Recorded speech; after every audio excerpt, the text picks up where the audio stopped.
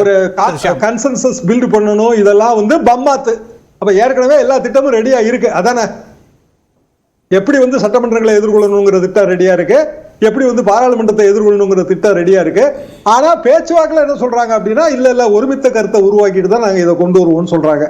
ஆக கூடி வந்து திட்டம் தயாரா இருக்குன்னு தான் அர்த்தம். ஆனா இதுல ஒரு பெரிய தவறு இருக்கு. என்னன்னா, நான் 67 தேர்தல் சார் எனக்கு college days, national party versus state party. இந்த மாதிரியான தேர்தல் நடக்கும்போது நேஷனல் பார்ட்டிக்கு அட்வான்டேஜ் ஜாஸ்தி அப்படின்னு நீங்க நினைச்சீங்கன்னா அது தப்பு. ஏன்னா அப்போ வந்து ஸ்டேட் பார்ட்டி தான் வந்து லோக்சபாலையும் ஜெயிச்சது, சட்டமன்றத்திலையும் ஜெயிச்சது, அது திமுக. நேஷனல் பார்ட்டி வந்து அப்ப காங்கிரஸ். இப்போ உதாரணமா இப்பவுமே உத்தரப்பிரதேசத்துல state party national party, state party இன்னொரு நேஷனல் பார்ட்டியும் கூட்டணி. இதே லோக்சபா தேர்தல் சட்டமன்ற தேர்தல் அங்க ஒன்னா நடந்திருந்தா உத்தரப்பிரதேசத்துல என்ன ஆயிருக்குன்னு யோசிச்சு பாருங்க. அப்படி அல்ல. நீங்க செய்யறது நாட்டுக்கு நன்மை பயக்குமா பயக்காதா, நாட்டுல இப்ப இருக்கிற பிரசன்ட் பிரச்சனைகள் என்னென்ன, அதை தீர்க்குமா தீர்க்காதா, எதுக்கு நீங்க பாலிசி ப்ரோக்ராம் இன்ஸ்டிடியூஷன் எல்லாத்தையும் கபலீகரம் பண்ணணும்னு நினைக்கிறீங்க? அப்ப உங்களுக்கு ஜனநாயகத்துல நம்பிக்கை இல்லையா? இந்த கேள்விகளுக்கு நீங்க பதில் சொல்லுங்க மிஸ்டர் ஆசீர்வாதம். அதுதான் பேராசைன்னு முதலமைச்சர் குறிப்பிடுறாரு. நான் திரு முனவர் பாஷாட்ட கேட்கிறேன், இதுதான் சிக்கல் அப்படிங்கிறார். திரு ஷியாம் சொல்றாரு, அதனுடைய ஒட்டுமொத்த ஒரு கருத்தா சொல்லணும்னா இதுதான் பாஜகவோட பேராசை அப்படிங்கிறாரு. ஒட்டுமொத்த சிஸ்டத்தையும் நீங்க வந்து எடுக்க பாக்குறீங்களா? ஷியாமே சொல்றாரு, சட்டமன்றமும் நாடாளுமன்றமும் தேர்தல் ஒன்னா நடந்தா கூட அந்தந்த மாநிலங்களில் இருக்கிற மக்கள் செல்வாக்கு பெற்ற மாநில கட்சிகள் 67 வெற்றி பெற்றது. அது மாதிரி வெற்றி பெறக்கூடிய வாய்ப்பு இருக்கும்போது இது தெரிஞ்சே பாரதிய ஜனதா கட்சி 2 தேர்தலையும் ஒன்னா நடத்தணும்னு ஒரு சட்டத்தை கொண்டு வருவதன் மூலம் அவர்களுக்கு பாதிப்பு ஏற்படும் தெரியாதா? ஆனா நிர்வாக வசதி வெற்றி பெறுவோங்கிற பேராசை இருக்கு அப்படிங்கிற. யாருக்கு பேராசை? மாநில கட்சி தானங்க வெற்றி பெற்றது அவரே சொல்றாரு. ஓகே, அப்படி இருக்கும் பிஜேபிக்கு அப்படியான ஒரு பேராசை இருக்கு சார். பிஜேபிக்கு பேராசை எப்படி சார் இருக்கும்? நீங்களே கற்பனையில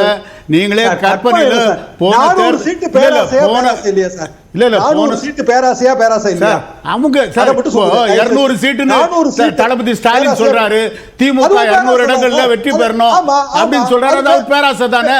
இப்ப நீங்க ஒத்துக்கிறீங்களா? அத ஆமா, நான் ஒத்துக்கிறேன். கட்சி அதுல அவர் திரு ஷியாம் ஒன்றும் பிரச்சனை இல்லையா? அவர் ரெண்டுமே சார் அவருடைய கட்சி தொண்டர்களை உற்சாகப்படுத்த அவர் சொன்னாரு. அதே மாதிரி பாரதிய ஜனதா கட்சி அவங்க கட்சி தொண்டர்களை உற்சாகப்படுத்த 400 இடங்கள் சொல்றோம். அதுல என்ன அடிப்படையில் சார் இன்னைக்கு இருக்கக்கூடிய ரியல் இஷ்யூஸ் எல்லாம் விட்டுட்டு நாங்க இதை நோக்கி போறோங்கிறது சரியாங்கிறத அவர் கேட்கிறாரு. இன்னைக்கு இவ்வளவு பிரச்சனைகள் இருக்கக்கூடிய பிரையாரிட்டி என்ன அப்படிங்கிற நான் கேட்கிறேன். இப்போ முதலமைச்சர் பல்வேறு கேள்விகளை கேட்கிறாரு. வேலையில்லா முதலமைச்சர் கேள்வி எல்லாம் விட்டுருவோம் சார். நம்ம இப்ப பேசுறது வந்து எக்ஸ்பர்ட்டா உட்கார்ந்து பேசுறோம். சொல்லுங்க. இதுல வந்து நான் ஒரு 2-3 கேள்வி கேட்டுறேன், சொல்லுங்க. தேர்தல் செலவினம் குறையும். இந்த நாட்டுல சாமானியன் தேர்தல் நிக்க முடியுமா சார்? இவங்க எல்லாம் வந்து கட்சி செலவெல்லாம் சேர்த்து பேசுறாங்க. நீங்க வந்து ஒரு கேண்டிடேட் கொடுக்கிற ரூபாயை சேர்த்து பேசுங்க சார். நான் அதெல்லாம் முதல்ல வந்து இந்த சீர்திருத்தம் ஜெயிக்க முடியுமா? நான் நிக்கவே முடியாது சார். நான் நிக்க முடியாது. கோடிகள் என்கிட்ட இல்ல. இன்னைக்கு அரசியல் அப்படி மாறி போச்சு. புரியுதுங்களா? அது எனக்கு தெரியுது. நான் என்ன சொல்றேன்னா, நாடாளுமன்ற சட்டமன்ற தேர்தல் ஒன்னா வரட்டும், அதுக்கப்புறம் வந்து தேர்தல் சீர்திருத்தங்களை கொண்டு வர வேண்டிய கட்டாயத்தை நாம உருவாக்கி ஆகணும். பல விஷயங்கள் தேர்தல் சீர்திருத்தத்தை கொண்டு வாங்க. இங்க பாருங்க, நம்ம 21 நாள்ல இருந்தோம். இருங்க நான் சொல்லி முடிச்சிடறேன். 21 நாள் நம்ம தேர்தல் பிரச்சாரத்துல இருந்தோம். 14 நாளா குறைச்சோம். இப்ப 7 நாளா குறைங்க. பொதுமேடையே போதும்.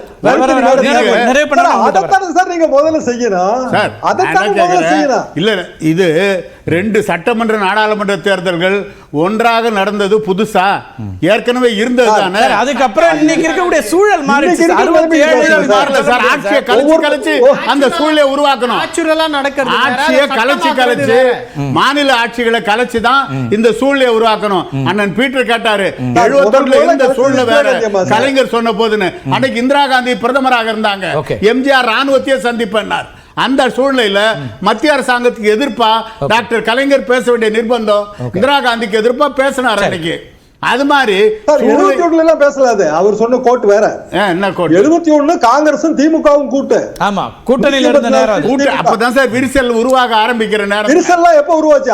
72ல அதுல பெரிய வெற்றி பெற்ற ஒரு தேர்தல் சார். அது ரெண்டு பேரும் சேர்ந்து தான் சார் விரிசல் உருவாகுது. 71 தேர்தல் விரிசலுக்கு இது வெற்றிக்கு பிறகுதான் சட்டமன்ற வரலாற்றுல இன்னைக்கு வரைக்கும் அதிகப்படியான எண்ணிக்கையை வச்சிருக்கிறது 184 இடங்களை பெற்றது அந்த தேர்தல் தான் சார்.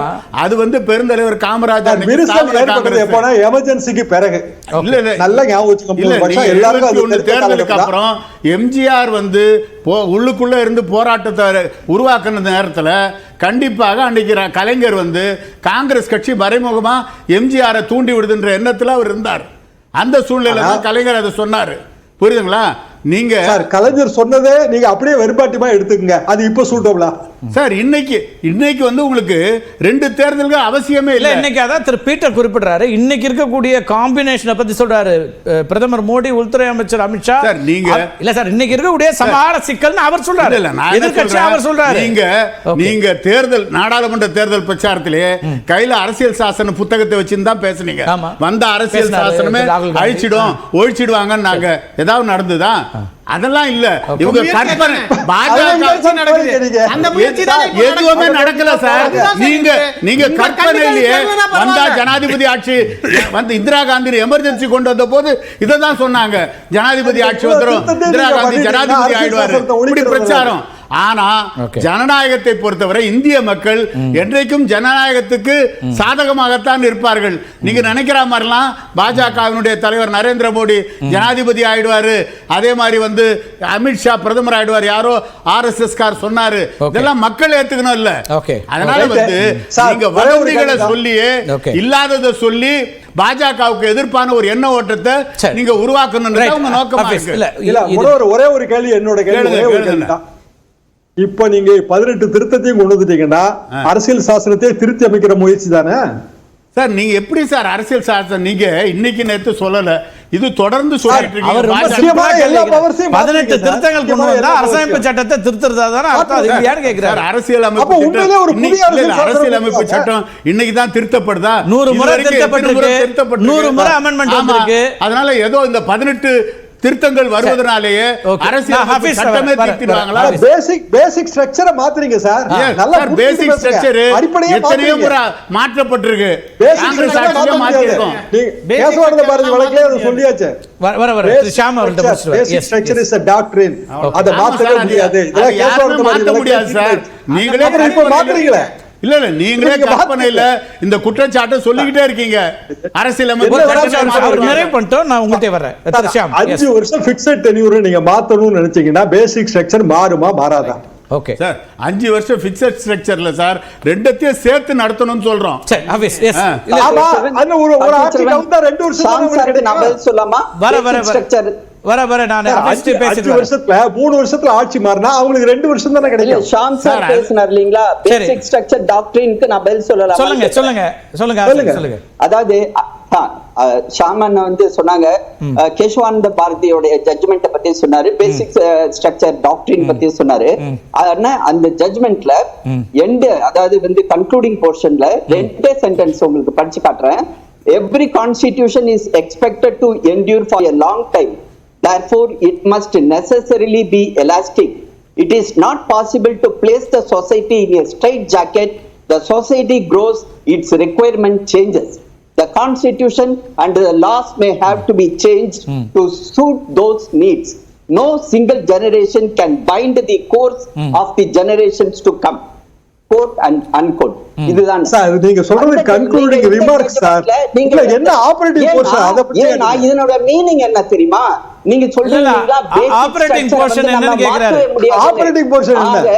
இல்ல ஆனா அதாவது கடைசில நீங்க வந்து இருந்தாலும் ரொம்ப முக்கியமான பாயிண்ட் கேசவரத பாரதி வழக்கு பிறகு எத்தனை வழக்குல you can never miss. சமுதாயத்தோட கால ஓட்டம், சமுதாயத்தோட மாற்றம், அரசியல் சூழ்நிலை, இதெல்லாம் வந்து அந்த பேசிக் ஸ்ட்ரக்சர் வந்து நான் வர ஹபீஸ் அல்லாட்ட பேசுறேன். நீண்ட நேரமா அவருக்கு நேரம் கொடுக்கல. வர எஸ் வராஜ்